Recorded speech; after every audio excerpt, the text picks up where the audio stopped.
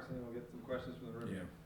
Well, thanks for coming. I know, as you can imagine, it was a tough day yesterday around here, but I want to publicly thank Coach Don Brown for what he's done for this university and his football program. You know, in his 3 stints here, he poured everything he had into it, and I'm very fortunate he brought me in here back in February to be the offensive coordinator, and I really enjoyed.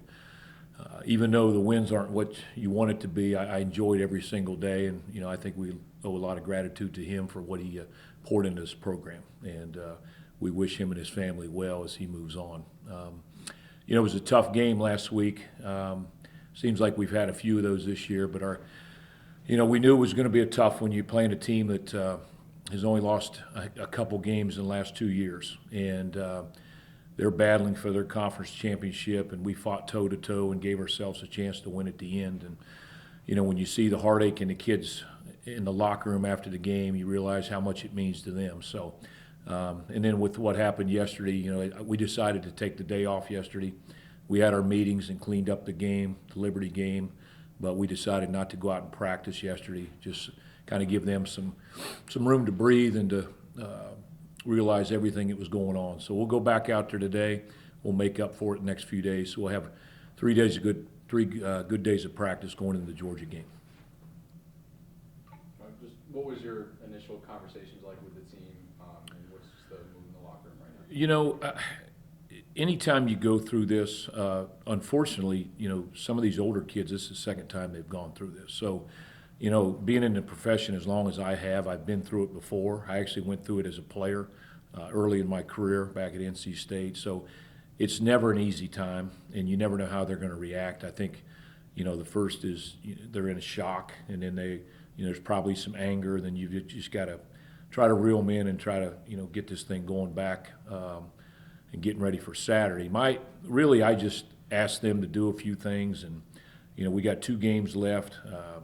They've done everything we've asked them to do over the last year since I've been here, just to finish strong on the field, academically, off the field, just do the things that would make this university proud. And, you know, we got 2 games left, 2 big games, and, you know, we still got a lot to play for.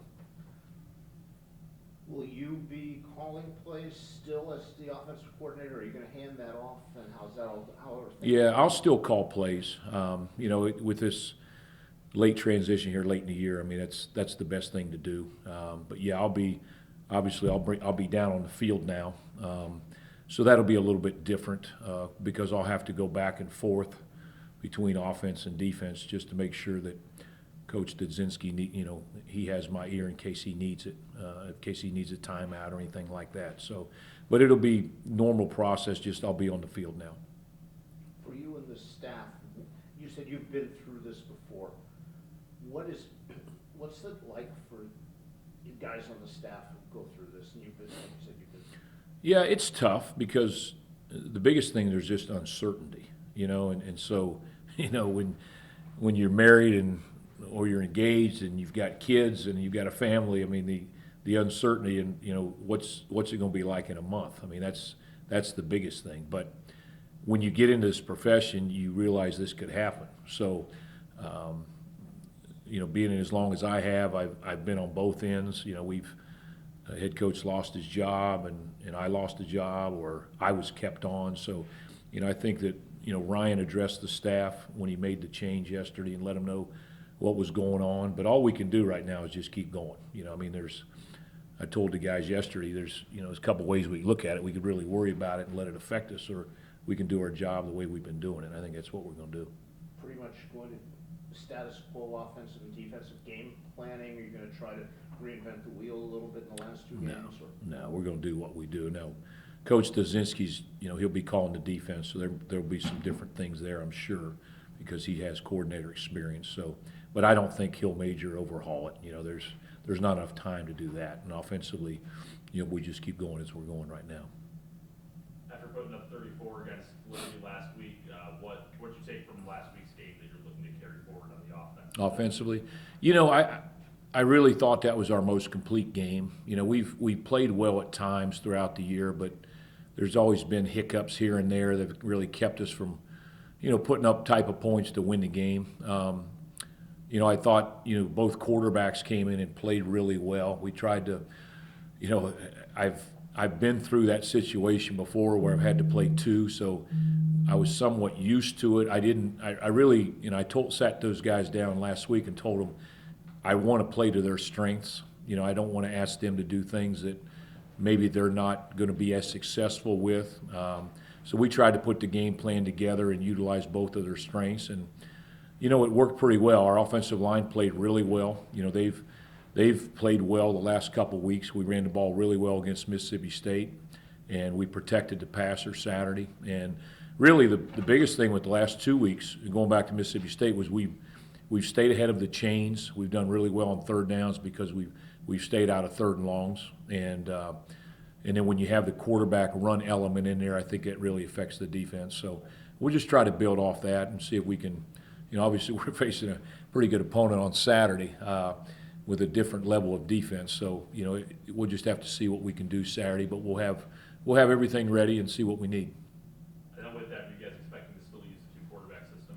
We'll use both quarterbacks, yes. I mean, as we put the game together, yesterday and today is really our base offense, so we'll go out there and run our base offense and then get to third downs on Wednesday and red zone on Thursday. We'll just really see what we need out of each of those guys. But, yeah, you'll see both of them on Saturday. I don't know how much each of them will play. We started Ahmad. A.J. played more snaps, but Ahmad did play a lot of snaps, so we'll use both those guys when we need them.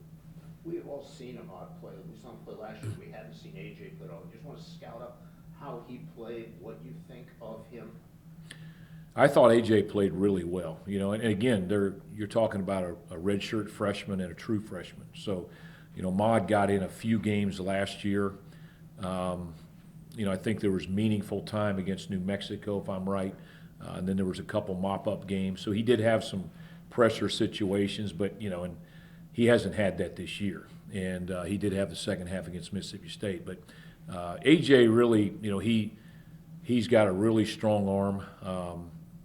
He's got one of the strongest arms for a young quarterback I've had in my career. But he's really poised. I was really pleased with the way he took care of the football. When you throw a true freshman in like that at quarterback against a quality opponent, you just don't know how they're going to react. And, I really wanted to get his feet wet early and see what he could do.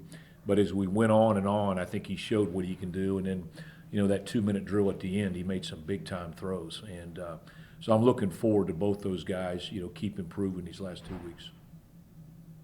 You do have, a head coaching experience in the past at Miami, Ohio, big gap from then to now. Yeah. What have you learned over these past, 15 years out of head coaching that you're going to take to the interim role? Well, it's only 2 games, so it's not like I'm taking over a team that, we've got a lot of football left. I think you just realize how to handle the team. Like I said, I've been through this before, so I kind of know how the kids are feeling right now. I think they just need that positive approach that, hey, listen, unfortunately, life goes on. It happens all the time. Around you saw, a number of coaches were fired yesterday, and like I said, there's 2 ways you could go. You could really feel sorry for yourself and not improve daily, or we can keep improving. If you've watched us the last number of weeks, I think you've seen a team that seems to be improving. And, we still got 2 games left, and we're going to be excited about going down to Georgia. But, just being through it before, having the experience as an offensive coordinator over the years, at least I'm used to being in charge of a large group, so I don't think it'll, like I said, I'm not going to come in here and change much.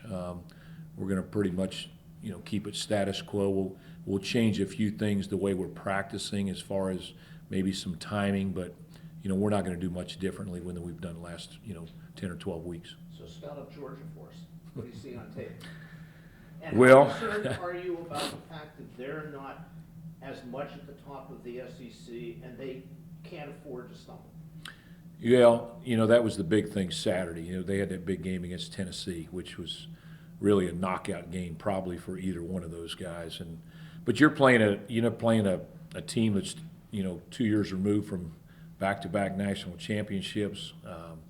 They'll be, when the playoffs come out tonight, they'll be back up there. I think if as long as they're planning on being in there, and I'm sure that, you'll probably see them in the playoff, but they're not.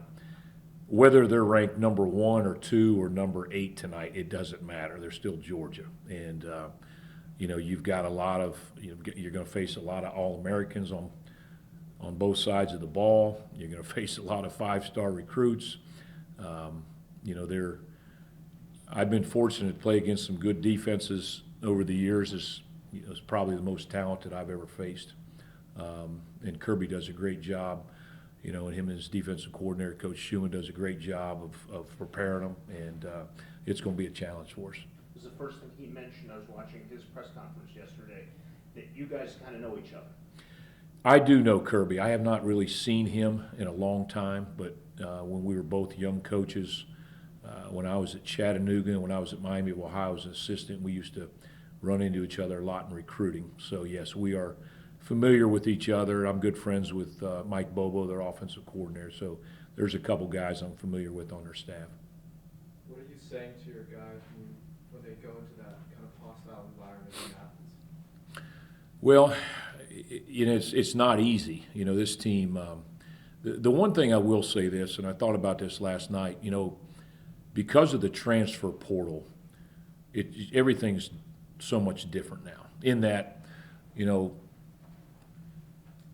15 years ago when I was a head coach at Miami, when you recruit all high school players, those guys go through your program, and you might play 1 or 2 big schools a year. And so the first time that they go into that environment, they've never been in that environment. But now when you're talking about all the transfers that we have on the team and where they came from, some of those guys were at Power 5 or Power 4 schools. Some of them, a lot of them came from Group of 5 who have played in these environments before. So I think it's probably, I don't think it's going to affect those guys at all. It might affect some of the young guys that have only been here for a year or 2 that have just been in this program that are going into that type of environment for the first time. But they went into Auburn last year. They went into Penn State, and like I said, we've got a number of guys that when you've got 5th and 6th year guys that have been at 2 or 3 different schools, and they were at Clemson or Georgia Tech or San Jose State. I mean, they've been in these type of environments, so I think it's a little bit different than it was 15 years ago. But it'll be challenging. Whenever you have 90 to 100,000 fans, that's a little bit different than, every week. Even when we went down to Mississippi State, there weren't quite as many fans as that. So you always worry about the noise. You worry about your cadence, those types of things on offense, communication on both sides of the ball. So we just got to make sure we have a good week and communicate well all week. Will you guys be doing a lot of that noise stuff? I thought about that. I've done that in the past. Again, we haven't done as much of that lately. Maybe it's something we maybe pipe in on Thursday. I don't want to do it all week, because the thing you get into is sometimes when you do that Tuesday and Wednesday, and it's loud all the time, you're not able to coach the way you want to, because you still want to coach throughout the week, and if it's loud, nobody can get any coaching. So that's something that we might put out there Thursday, but I'm not planning on doing it early in the week. You established the run really well against Liberty early in the game specifically. How much of that can you carry into Georgia, and how much of it is just going to be hindered by Georgia? Well, it's going to be depending on how well we can run the ball against them. I don't know. I mean, the biggest thing going into this type of game is they've got a great run defense. So we've got to try to find ways to run the football early.